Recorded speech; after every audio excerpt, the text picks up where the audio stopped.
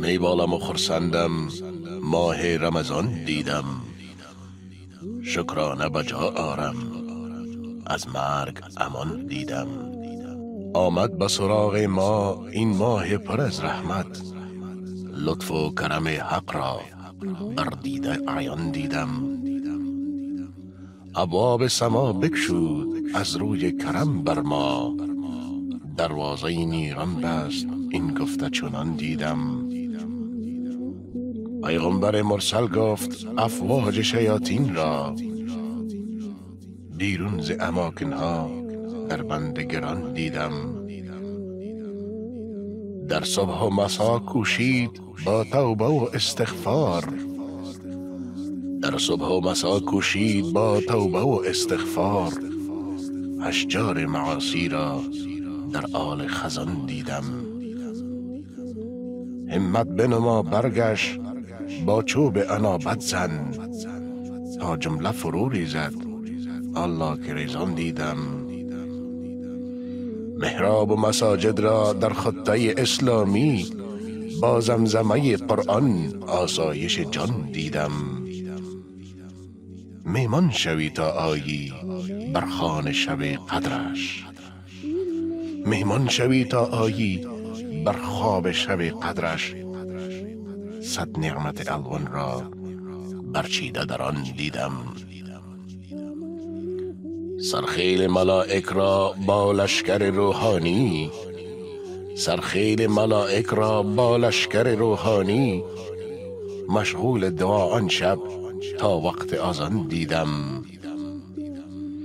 برخیز و عبادت کن در خلوت شبهایش، برخیز و عبادت کن در خلوت شبهایش.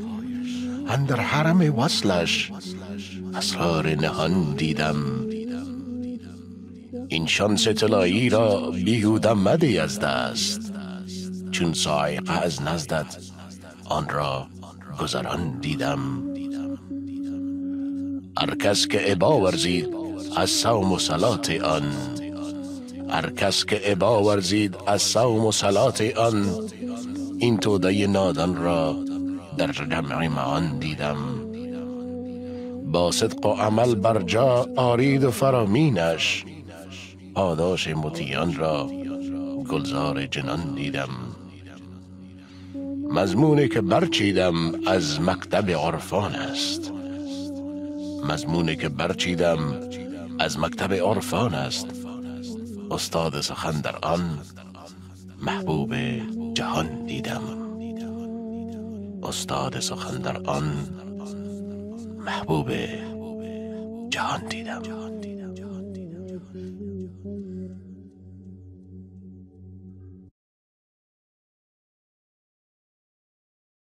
هدیه رمضانی برای علاقه‌مندان به سایت مفلحون. همینک اپلیکیشن مفلحون در دسترس شماست. دسترسی آسان به ویدیوها به همراه دسته‌بندی موضوعی. ارتباط مستقیم با ما به همراه درباره ما و مجموعه اذکار طبق قرآن و سنت. کیفیت بالا، موضوع بندی، انتشار آسان. همکنون از گوگل پلی دانلود کنید، منتشر کنید و اجر ببرید.